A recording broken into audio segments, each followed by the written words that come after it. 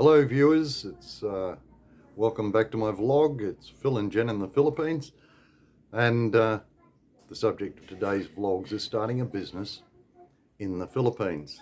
But before we do that, I've got to ask, I've put a couple of videos up. Please subscribe. We all know the situation with subscription. If you don't get subscribers, I can't get the message out.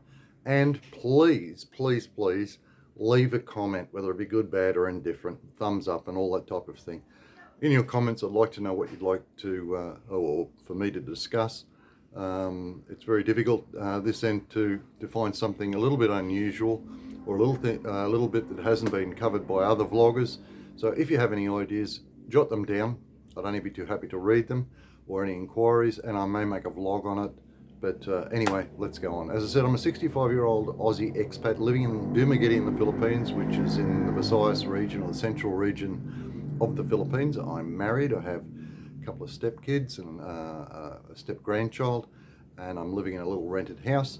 I've been here in the Philippines, off and on for around about 9 years. I came up from Mindanao, which is in the southern area of the Philippines, only recently in the last 6 or so months, and we're now making a life for ourselves here in Dumaguete, which is an expat epicenter, or one of the epicenters in the Philippines for expats, and a great place to live. Starting businesses. The reason I'm doing this vlog is in hopeful anticipation that my experience, and I'm not going to go into it in this vlog. If you want to know what I was doing and the businesses I started, I'll do that in a second vlog. But the lessons I learned and the reasons that particular or those particular enterprises either failed or succeeded. And as you can appreciate, when I first started in business here, and remembering this, that I came over on a tourist visa, as most of you will do. A tourist visa you can extend for up to 3 years. And the first decision I had to make was who to put the business, who to put the name of the business in, whether it be my girlfriend at that stage, my fiance, or their family, or whatever. And that probably very much depends on what type of business you're going to do, of which I'm not going to make suggestions. You're all bright cookies, and you'll figure it out.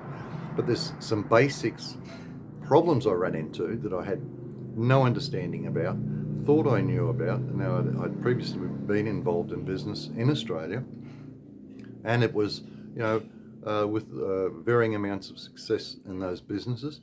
And so I believed I had a good understanding of how to set businesses up, and how to run them, and this type of thing.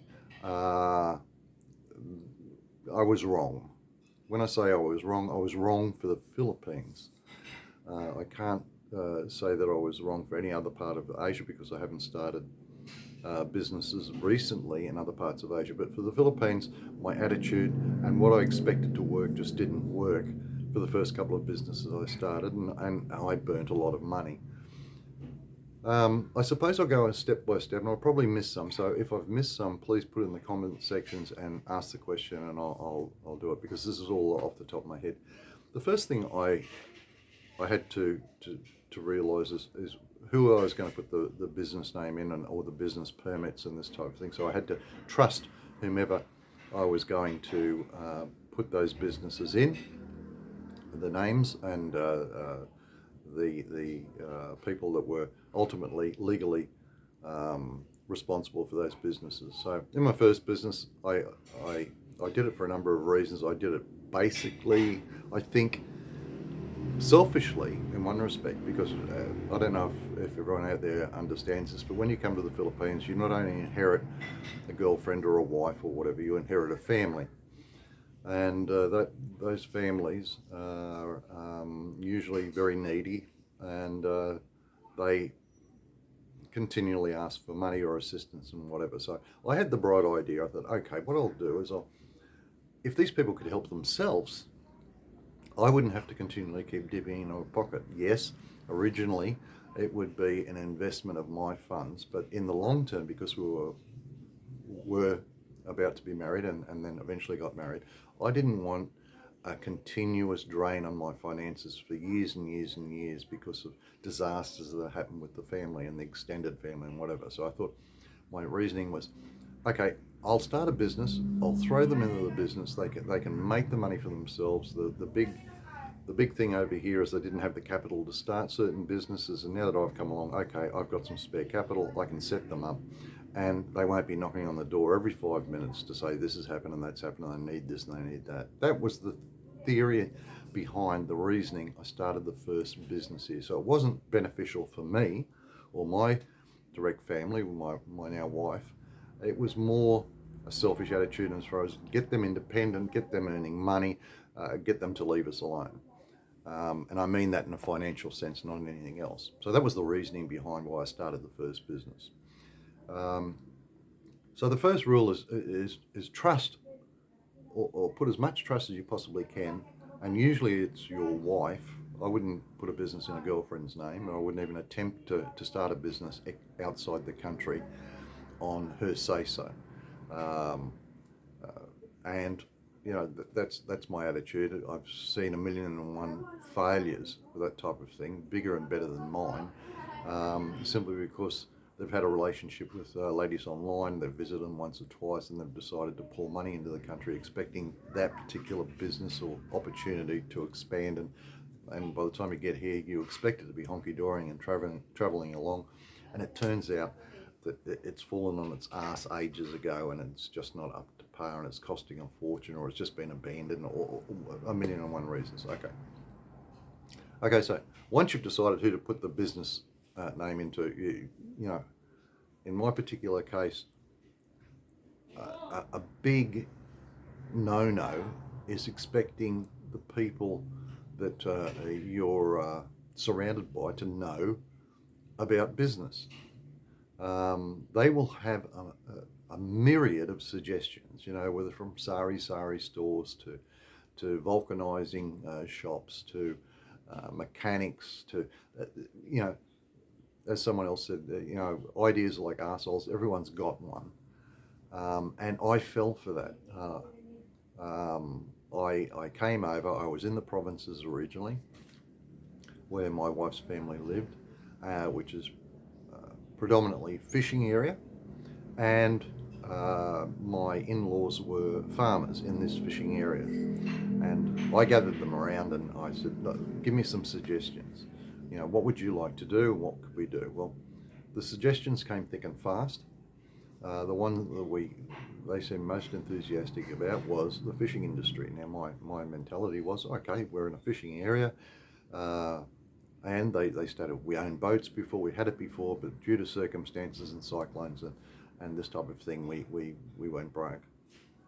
Well, they embellished their experience, to say the least, but that's another story.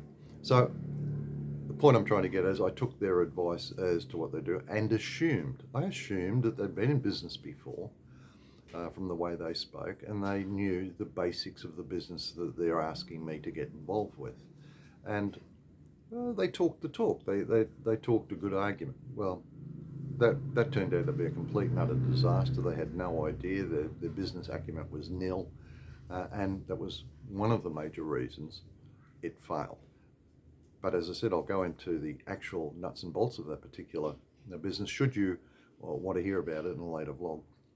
So the first thing is, or the second thing is, put it in. First thing is put it in the name of someone you trust. The second thing that I would suggest is never enter into a business you can't do yourself. And I don't mean to say don't employ people. I mean to say if those people don't turn up, or they withdraw labour, or you know, they get sick, or they decide to move on, or there's a family thing and they don't turn up, you're able to step into the breach and know everything about that particular business because you're familiar with it. You know how it operates and how it runs, and the second thing is you're willing to do so. You're willing to jump in if there's a gap in that, or someone doesn't turn up and whatever. So if you don't know anything about the business and you're going on other people's recommendations, do not enter into that particular business. So then we look at the profitability of businesses. The profit margins over here are minute compared to the West. Do not expect to come over here if you're a car salesman, buy and flip cars and do everything like that. If you are dealing in a business in the Philippines, the profit margins are minute. Now, there's a number of reasons for the minute profit margins. Simply, it's no use having the best pie shop in town and the most expensive pies, and you're trying to trade off on the fact that they are the best in the world. The Filipinos are not interested. They're interested in cheap and functional. How long that function lasts is irrelevant. So the first thing they'll ask for after they decide, or even contemplating doing or partaking of whatever you're producing or whatever you're doing, is a discount. So you've got to work into your margins, not only your profit margin, but a small percentage, and talk in percents, so say another 10% that you are willing to give away even before you start, so it doesn't interfere with your profit margins. Okay, so these are the things. Also, if an idea is too radical, and we're only talking about businesses here in the Philippines, because the ideal scenario is to find a business external of the Philippines that you can do in the Philippines for external clients, such as consultancy, such as IT work, and all that type of thing. But that has its limitations as well, simply because you must be trained in that field. I'm just talking about a normal average Joe blog. The majority of people that come over here that aren't qualified in that type of technical aspect of work that you can do remotely. So if you're a plumber, if you're an accountant, or all of those normal activities or activities of my age group, very difficult to get things going unless you can compete, one, with the locals, and two, can compete price-wise and whatever. Now, adaptation to new ideas. If you're introducing a new idea into the Philippines, it is an uphill battle. They are very hesitant to change. This even goes down to food. You'll bring a cuisine over that you enjoy, and you'll sit down and you'll make it, showing your wife and possibly the kids or visitors and whatever, and they are very, very hesitant even to try it.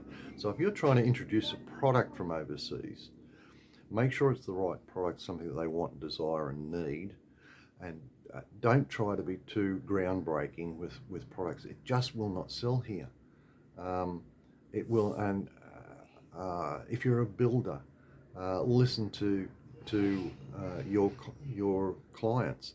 I came over here and started building things and wanted it to a certain standards. They're just not interested in quality over here, on the whole. So don't try to introduce too much, too new, too soon. If you do introduce a product or something, introduce it so slowly that people are curious about it and they eventually try it that way. But if you try to force that particular product or that service on them, they will just reject it. They're not interested. They certainly will not pay for it. And the attitude is, look, we know what, say for instance, take a food as an example of this particular attitude. If you're selling a product over here and it's not to expats, it's to the locals, let's say for instance, it is the best German sausage, and even if the price is right, and you go to sell it to the local community, they won't buy it because of a number of things, and probably the biggest is they will not experiment with food or your sausage even if it's at a cheap price, because that 13 pesos, that 50 pesos, that 100 pesos, that which equates to, in my particular case, 50 pesos to an American dollar. They will not invest that $1 in something they do not know about, even though you're saying it's the best in the world. They would rather spend 50 pesos on something that they're used to because they know what they're getting. That's why when you go to restaurants here in the Philippines, it doesn't matter if it's got Italian out the front, it doesn't matter if it's got German out the front. 75% of the menu is still traditional Filipino food, and it's the same in every restaurant. I soon became aware that no matter where I went, there was 3 pages of Filipino, the same meals that I got at the next door and the next door and the next door to that. On that particular menu, there was sisig, there was ensalada chicken, there was all the same stuff, and then they had a very small percentage of Western new cuisine. So, and the reason for that is the Filipino is very, very difficult to get to adapt to something. What they expect you to do is to show the way, show you're making profit, and this type of thing before they will get involved. So don't be too radical in what you're introducing or the services and whatever. The other thing is too, doing it right, as we know, if you're a service-orientated industry, such as a builder or a plumber and this type of thing, they don't see value in the added expense of quality. This is the majority of people. So if you were to put in a Western style plumbing pipes into an investment building you're trying to sell off, what they can't see the value in. And you're the old gargoyle. You're an idiot for doing all that. Who cares about the best quality plumbing? As long as it gets the water into the building or the shit out of the building, they don't care. So it's not a selling point. So stop busting your gut, unless it's your own house, of course, unless it's your own dwelling, trying to bring the standards up in the Philippines. It just won't work. You'll go broke trying to do it. The other thing is too, if you come over, keep this in mind. If you are living in the provinces, and a lot of guys come over here and they go out into the countryside and they live with their wives' family, have land similar to the way I did, and try to start businesses. Apart from having a very limited market, and a market that will ignore you because you're a foreigner, because a lot of these people think they won't even be involved. They're very shy of foreigners and they're very hesitant to get involved with foreigners unless it's to borrow money. They will not, to a large degree, I'm talking about Mindanao and in the southern areas more than anything, because I haven't started a business up north, but they're very hesitant to get involved, even enter a premises that a Westerner owns, because they immediately assume it's expensive. And if you do have a modicum of success, they kind of resent that success. So you've got a limited market in the province. They're very, very, like country people, they're very hard to get to change their ways. So it's difficult, more difficult, and you just haven't got the volume of clientele. The other thing is too, so I would suggest if you start a business, at least look for an area in the Philippines that has a certain amount of backing from expats, or a population that you may be able to do it through volume and make some money through volume, rather than a small Puruk in the back of nowhere. Now your wife or your girlfriend, remember this, everyone over here wants to be in business. All the Filipinos have the big desire, I want to be in business, I want to be in business. But it's not so much they want to be in business. They just assume here that if you have a business, you're making money. And that's why a hell of a lot of businesses, local businesses, go broke here, because they just don't have the basics of a business. Stock control, the stock purchasing, depreciation. They just don't understand that. But they'll go into business after business after business, knowing that it'll probably last 3 to 6 months, simply so they can tell other people they're in business, which is a big sense of pride here. The mere fact that business is draining them senseless is irrelevant. They're in business and they'll tell everybody, and they'll get a blessing on the business. It's a big, I suppose, confidence boost to them. It elevates them in their own society and whatever. The other thing about starting a business in the province, you are very much subject to local government. Now, local government in most of the provinces will turn a blind eye to the poorer people having it, but they know you can afford certain things, and so they'll be all over you like a second skin to have everything, and everything that's legal done, and everything they can possibly think of that appears to be legal to be done, and therefore you have to pay for all these permits, and they, because they know you can afford to do it. So you become again a profit center for unscrupulous politicians and things. Even if you are successful, if it's something that can be copied, don't be surprised if your next door neighbour pops up with the same thing. Now their products and services won't be as good, but they'll be cheaper.